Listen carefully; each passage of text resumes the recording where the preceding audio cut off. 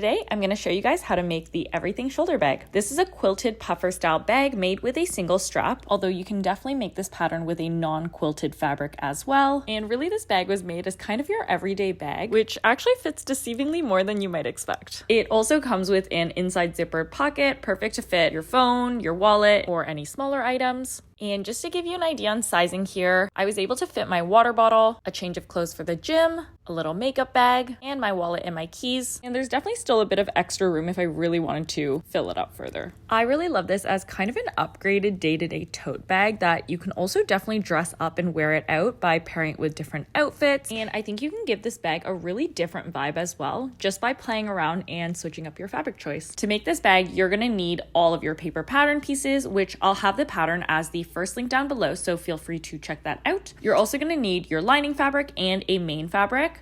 Now for your main fabric, you can either opt for a pre-quilted material, or I'll also show you guys how you can quilt your own fabric, in which case you'll also need some batting.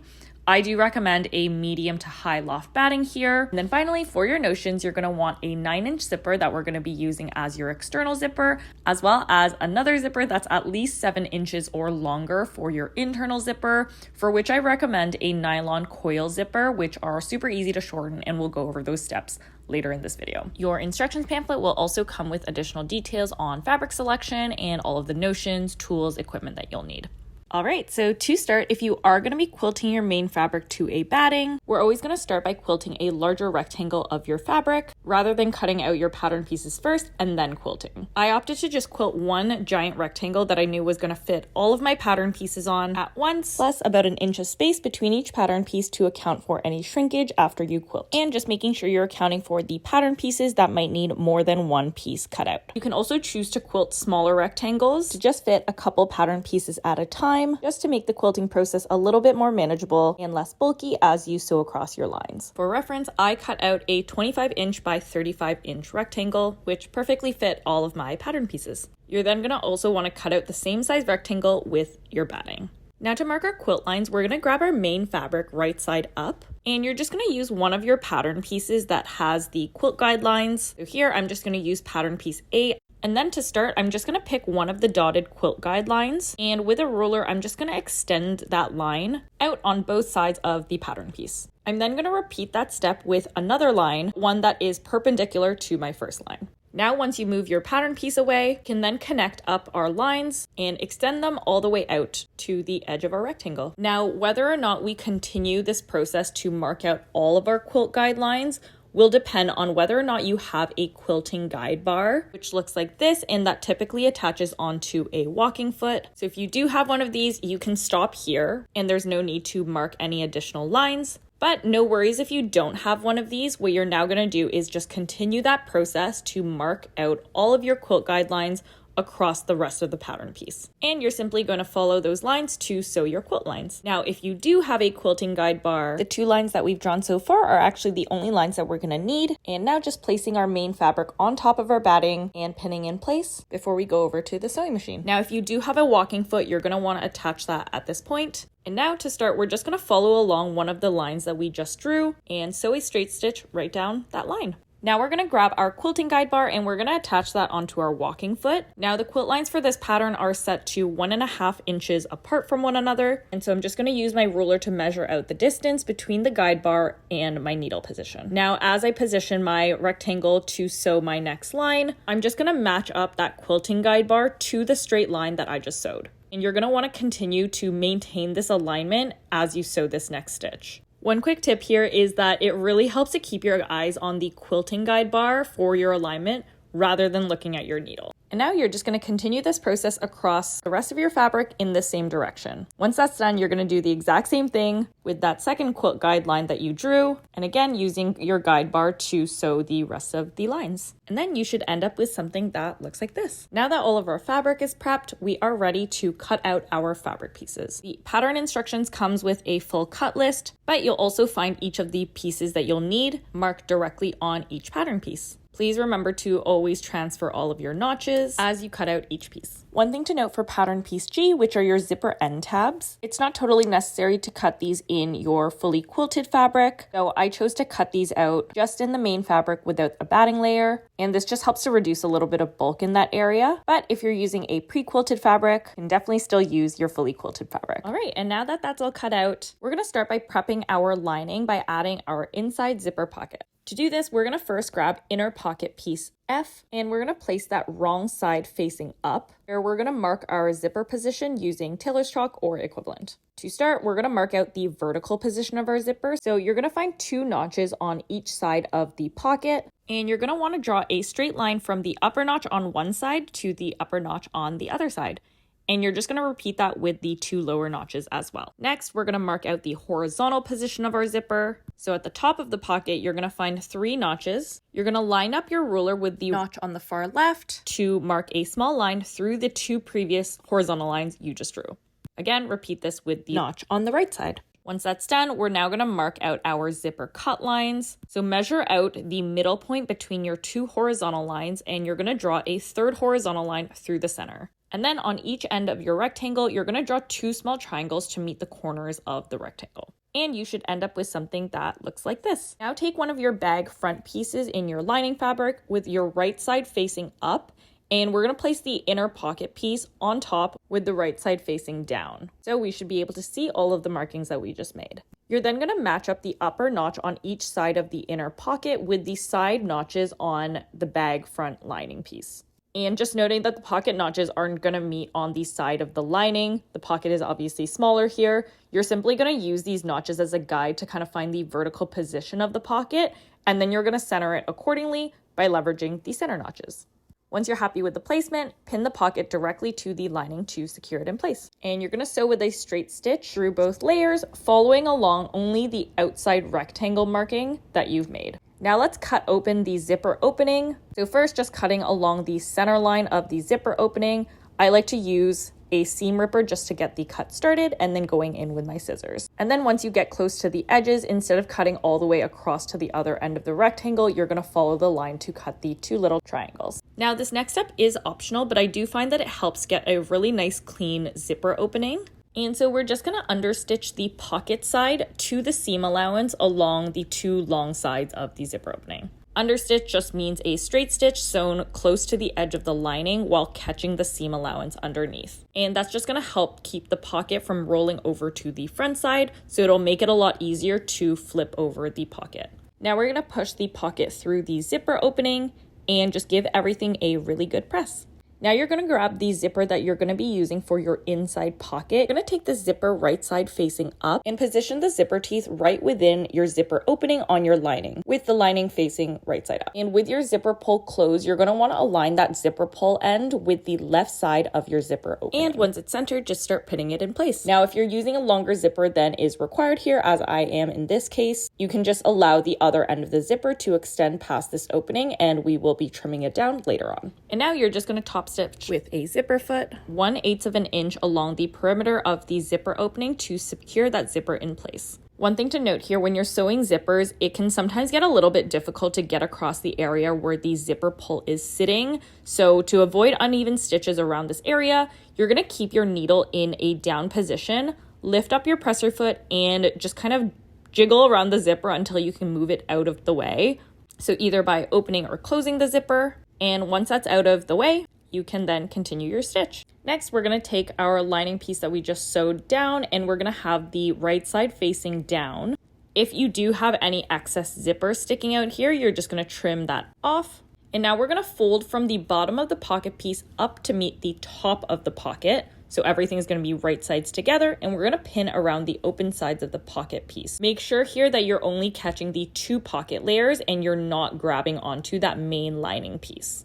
And then we're just going to sew along those open sides of the pocket. Next up, we're going to work on our external zipper. So we're going to want to grab our external 9-inch zipper, as well as the zipper end tabs in both your main fabric and your lining fabric. Now we're going to work on one side at a time. So with your zipper right side up, you're going to take one of the zipper end tabs in your main fabric right side down And you're gonna find 2 notches on one of the ends of these pieces, and we're gonna fold up that end right along those 2 notches. Now you're gonna place the edge of the fold along the end of your zipper teeth and then release the end that you folded up. Pin that in place. Turn your zipper over right side down now. Working with the same end, you're gonna take zipper end tab in one of your lining pieces. You're gonna place it right side facing down again. And then same process, fold up the end with the 2 notches, right along the notches. You're gonna place the edge of the fold along the end of your zipper teeth and then release. Pin that in place and you should end up with a sandwich with 3 layers,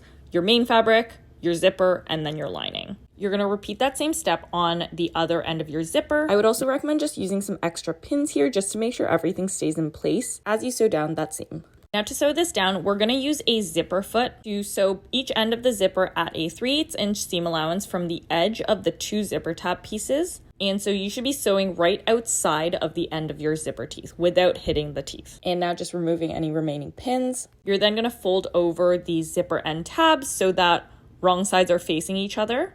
And then top stitch 1/8 of an inch from that folded seam. And you're just gonna repeat that process on both ends of your zipper. Once both sides are done, you're then gonna mark out the center point of your zipper. So folding it in half and just cutting a small notch on each side of the zipper to mark the center point. And this is what we're gonna use to align with the notches on your bag front pieces in your main fabric and your lining. Now we're gonna start sandwiching things together to attach our bag front pieces to our zipper. So we're gonna work on one side of the zipper at a time. So starting off with one of your bag front pieces in your main fabric and one of your lining pieces. So now starting with the main fabric piece right side up, we're gonna place our zipper facing right side down, finding our center notch and matching those up, pin that down. We're then gonna go along the rest of the zipper and pin along that curved seam. You will notice that the zipper end tabs will extend beyond your bag front piece. Just know that that's totally normal and we're gonna trim that down later on. It just gives us a little bit more room for error and just make sure that in the end our pieces will be nice and flush. Sew along the seam using a zipper foot. Same tip here as with when you're working with the inner zipper. Instead of sewing across where your zipper pull is sitting, you're just going to pull it out of the way with your needle in your down position and then continue your stitch from there. Then on top of this, place one of the lining pieces right side down. And again, same thing here. We're going to find those center notches and match those up, pin that down, and repeat the same process to pin along the entire seam.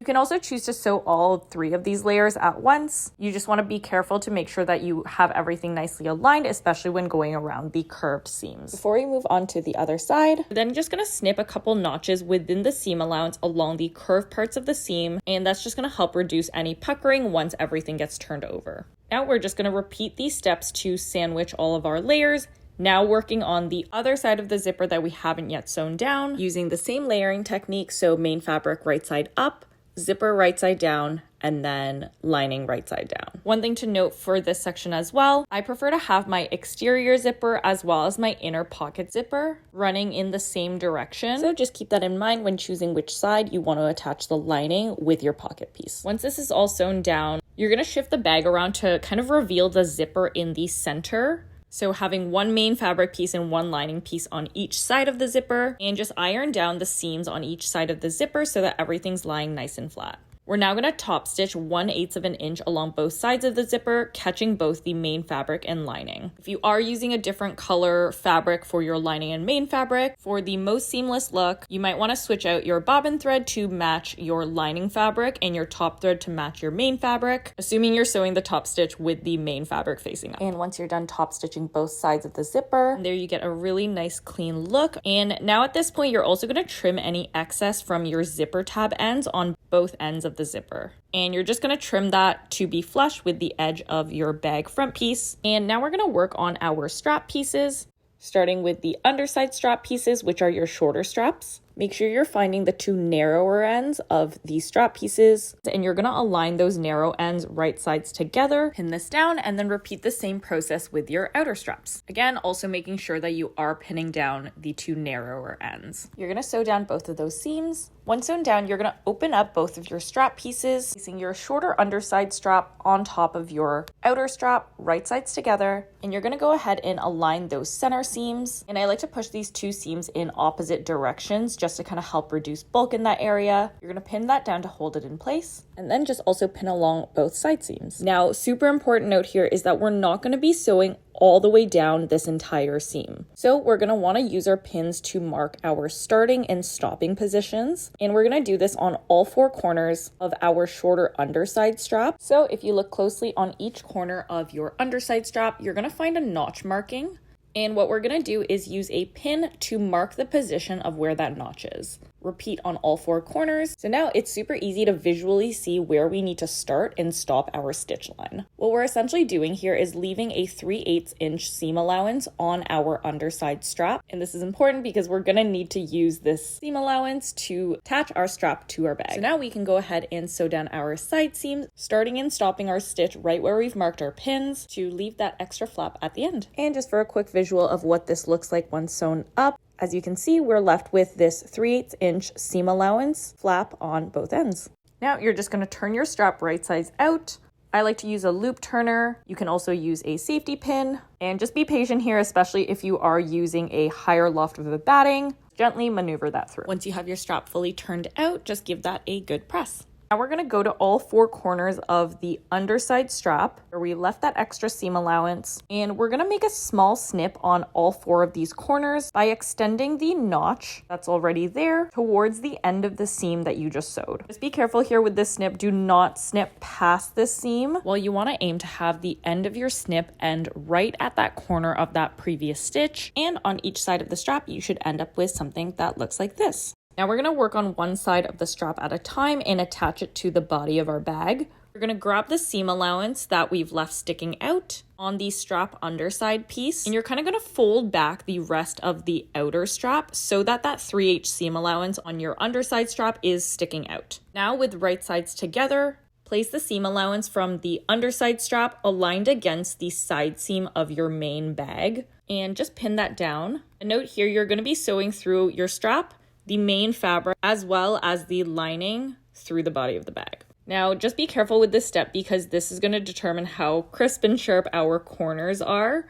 We're going to be using the corner of our previously sewn strap seam as the start and end to this seam. And what we want to make sure is that the stitch lines from these 2 seams pretty much meet up perfectly. And that's just going to make sure that there's no gap in the corners when we flip this right sides out. And we also want to be careful to avoid catching the outer strap as we're sewing this. And when you sew down the seam, similarly to earlier, we're not going to be stitching all the way across this entire seam. We're going to use the same previous start and stop positions from the side seams of the strap as our start and stop positions for this stitch as well. So with this visual here on the right, we're only going to be sewing through the dotted green line and avoiding where the red is marked. And you just really want to make sure that you are connecting up the end of your previous stitch from the side seams of the straps. Repeat these same steps on the other side. Next, we're going to take our outer base piece in our main fabric and attaching it on both ends of our strap. So just matching up the shorter side of our base piece with the end of one end of our strap, right sides together. You're going to pin and sew that down, and then repeat those steps to connect the other side of the base to your other end of your strap. And then you should end up with a little loop that looks like this. We're also just going to top stitch the base piece. So on both sides of the base piece, we're going to do a top stitch 1/8 inch away from our seam while catching our seam allowance underneath. And now we're going to kind of position our bag and moving all of our lining pieces to one side and all of our main fabric pieces to the other side, with all of your wrong sides facing out. Super important at this point, we're also going to want to make sure that our external zipper is unzipped at this point. We're going to start with the main fabric side. So grab the bottom center notch on your bag front piece and align that with the center notch on your base.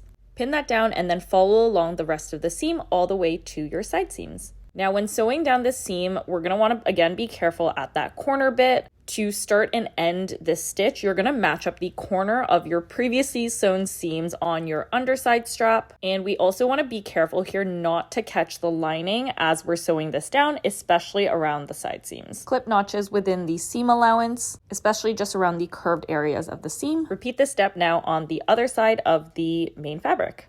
I would also recommend at this point just to flip out each corner of these side seams, just as a quick check to make sure your corners are looking seamless, there are no gaps, because if there's anything that needs to be fixed at this point, we would definitely rather know now than after we've closed everything out. Now, once we place that all back, we're going to repeat the same process now on the lining side of our bag. But first, grabbing our lining base, and we're going to sew that to the side seams of the bag, right sides together, pin down this seam, and just be careful here when you're pinning as well as when you're sewing down this seam that you're not catching this outer fabric on the other side. Repeat this on the other end. You're just going to pin and sew down this seam while leaving about 3/8 of an inch space at the start and end of your stitch. And that's just going to help us more easily line up the rest of the lining. Now we're going to follow the same steps as we did with the main fabric. So just finding the center notch on the bag front piece and matching that up to the center notch on the lining. Right sides together and just pin along the rest of the seam all the way to the side seam. The key difference to note here is that we're going to sew one of these seams all the way across. However, for one of the seams, we're going to leave a 4 to 5 inch gap at the base of the bag. And this is critical because it's what we're going to use to flip the bag right sides out. And so I'm just going to remove some of the pins that I have in the center here. And this is easiest to do kind of where the seam is the least curved. Measure out about 4 to 5 inches here. And I'm just going to use my pins to mark out where I'm going to leave a gap when sewing. Sew that all down while leaving that gap. And now finally, we're at the best part. We're going to be flipping the bag right sides out. So just reaching through that gap you left, you're just going to carefully flip the bag right sides out.